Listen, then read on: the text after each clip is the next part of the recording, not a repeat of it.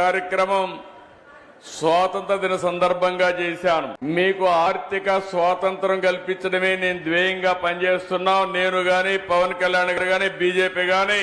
ఈ మహిళలకు ఎలా తెలుస్తుందండి? ఆల్ట్రా పల్లి వెలుగు బస్సే ఎక్కాలి, లేకపోతే పల్లి వెలుగు బస్సే ఎక్కాలి, లేకపోతే ఇంకో బస్సు ఎక్కాలని ఉన్నాయే 11,440 బస్సులు అండి. ఆ బస్సుల్లో ఇది 5 రకాల బస్సులకు మాత్రమే పరిమితం అంటున్నారు. 5 అన్నారండి, ఇప్పుడు మళ్ళీ 3కు కుదించినట్టున్నారు. 3 రకాల బస్సులు.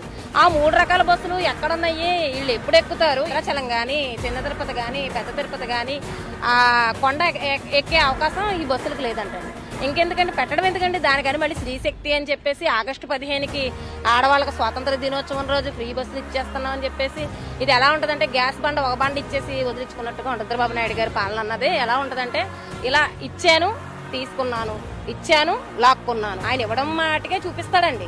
అది జనాలకు ఉపయోగపడిందా లేదా అన్నదే మీకు ఇంకొక వారం రోజులు ఆగితే జనాల్లో వ్యతిరేకత అన్నది బాగా తెలుస్తుందండి. ఆల్రెడీ మనకి సంవత్సరన్నర కాలంలోనే ఆయన ఎలాంటి వాడు మాయల మరాఠీ గాడని చెప్పేసి అందరికీ తెలిసిపోయింది. ఇప్పుడు కూడా ఇంకా జనాలు ఇంకా ఆడవాళ్ళు కూడా బయటకు వచ్చేస్తారు.